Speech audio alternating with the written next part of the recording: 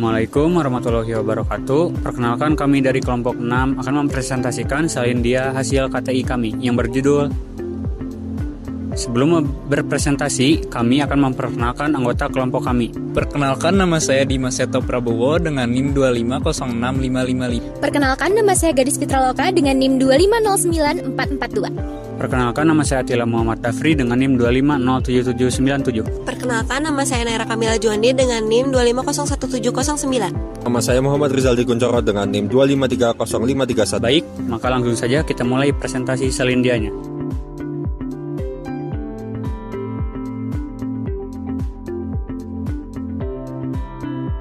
Yang pertama adalah latar belakang. Industri konstruksi membutuhkan lulusan teknik sipil yang mampu memahami dan menyusun dokumen teknis seperti RAB, kontrak, dan laporan proyek. Banyak mahasiswa teknik sipil masih lemah dalam kemampuan komunikasi tertulis dan literasi dokumen teknis karena pembelajaran bahasa Indonesia di perguruan tinggi masih bersifat umum. Dan akademik di era industri konstruksi 4.0, penggunaan BIM dan digitalisasi proyek membuat kemampuan membaca dan menulis dokumen teknis menjadi semakin penting. Terdapat kesenjangan antara kompetisi lulusan dengan kebutuhan industri konstruksi, terutama dalam kemampuan komunikasi teknis dan penyusunan dokumen proyek. Oleh karena itu, diperlukan pengintegrasian literasi dokumen teknis dalam pembelajaran bahasa Indonesia melalui pendekatan language for specific purpose agar lulusan teknik sipil lebih siap menghadapi dunia kerja. Selanjutnya adalah perumusan masalah. 1. Bagaimana kondisi literasi dokumen teknis mahasiswa teknik sipil dalam pembelajaran bahasa Indonesia? Kedua, sejauh mana kurikulum dan RPS bahasa Indonesia telah mengintegrasikan literasi dokumen teknis yang sesuai dengan kebutuhan industri konstruksi? Ketiga, faktor apa saja yang menyebabkan terjadinya kesenjangan kompetisi komunikasi teknis pada mahasiswa teknik sipil? Keempat, bagaimana penerapan pendekatan language for specific purpose dapat meningkatkan kesiapan lulusan teknik sipil menghadapi dunia kerja? Penelitian ini digunakan pendekatan kualitatif deskriptif. Pendekatan kualitatif deskriptif merupakan metode penelitian yang bertujuan untuk memahami, menggambarkan, dan menjelaskan suatu fenomena secara mendalam berdasarkan data yang diperoleh. Dalam penelitian ini, pendekatan tersebut digunakan untuk menganalisis kesesuaian kurikulum dengan kebutuhan industri serta standar akreditasi melalui analisis berbagai dokumen yang relevan. Sumber data dalam penelitian ini terdiri dari data primer dan data sekunder. Data primer merupakan data utama yang diperoleh langsung dari objek penelitian, yaitu dokumen rencana pembelajaran semester, dokumen capaian pembelajaran lulusan dan kurikulum, serta standar akreditasi dari Indonesian Accreditation Board for Engineering Education dan kebijakan Merdeka Belajar Kampus Merdeka.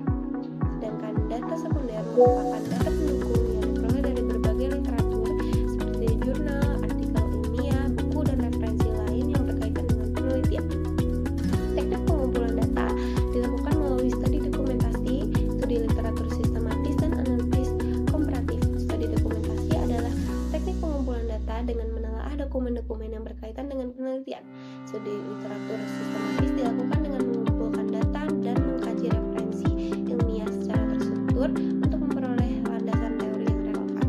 Sementara itu, analisis komparatif digunakan untuk membandingkan isi kurikulum dengan standar yang ditetapkan sehingga dapat diketahui kesesuaian maupun kesenjangan data.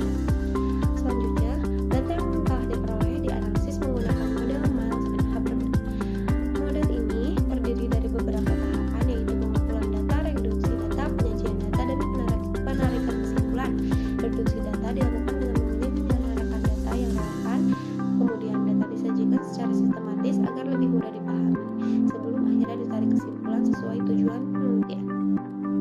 Kemudian, untuk memastikan keabsahan hasil penelitian, dilakukan validitas data melalui triangulasi sumber dan triangulasi teknik.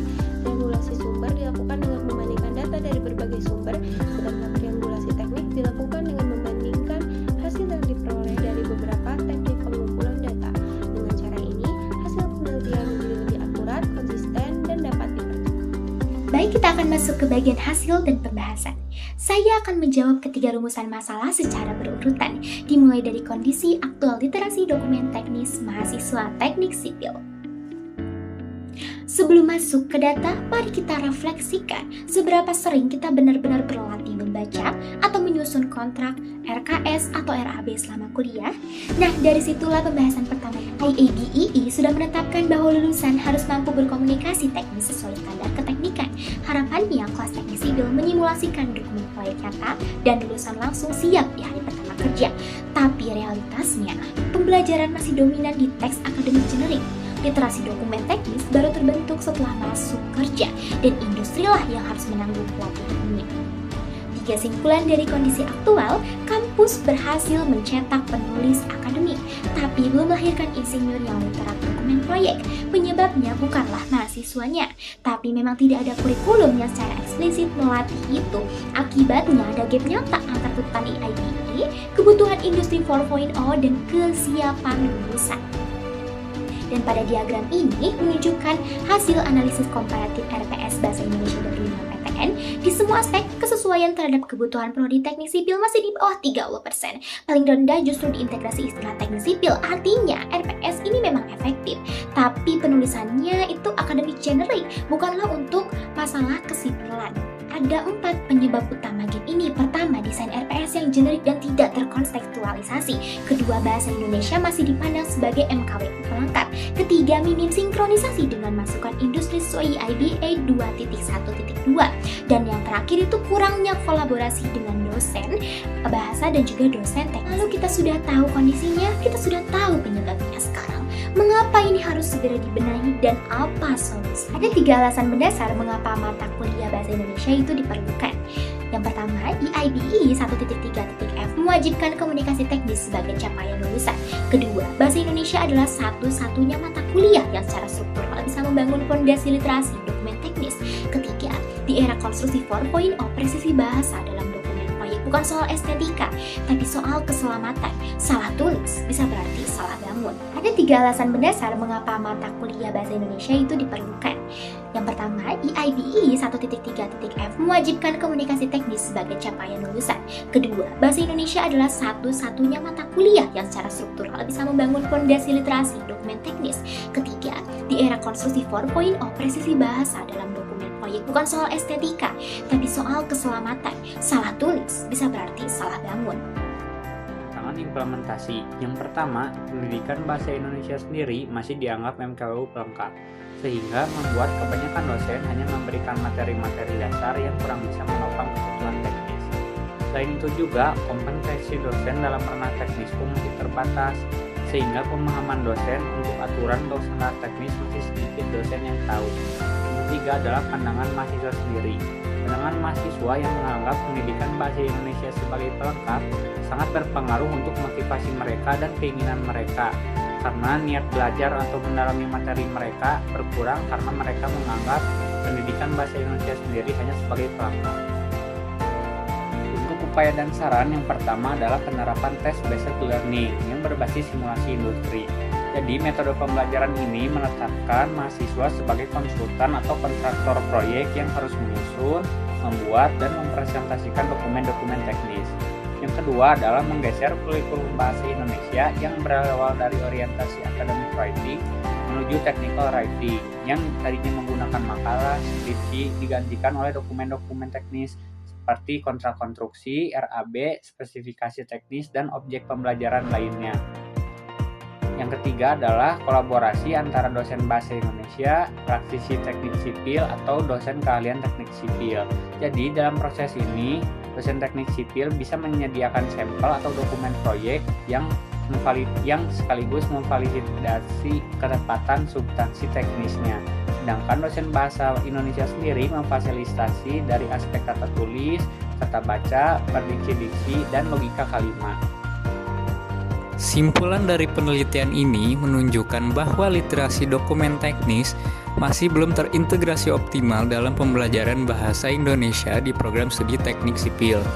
Faktanya, akademik yang ada masih berfokuskan pada penulisan akademik umum dan belum banyak yang membahas dokumen teknis seperti kontrak konstruksi, RAB, dan spesifikasi teknis, sehingga menimbulkan kesenjangan antara kompetensi komunikasi teknis yang dibutuhkan industri konstruksi dan standar akreditasi IAB dengan kemampuan lulusan di dunia kerja. Nah, lalu pendekatan Language for Specific Purposes atau LSP ini hadir menjadi solusi melalui integrasi dokumen teknis dalam pembelajaran bahasa Indonesia, serta kolaborasi antara dosen bahasa Indonesia dan dosen teknik juga diperlukan agar mahasiswa lebih siap menghadapi kebutuhan profesional di industri konstruksi 4.0. Implikasi penelitian ini menekankan pentingnya evaluasi kurikulum bahasa Indonesia di program studi teknik di Indonesia. Program yang belum memasukkan literasi dokumen teknis beresiko tidak memenuhi standar IAB dan menghasilkan lulusan yang kurang siap menghadapi digitalisasi konstruksi melalui BIM serta kerja lintas disiplin. Penelitian selanjutnya dapat fokus pada pengembangan modul berbasis proyek nyata, uji coba strategi rekontekstualisasi, dan analisis pengaruh literasi dokumen teknis terhadap kesiapan kerja lulusan teknik sipil.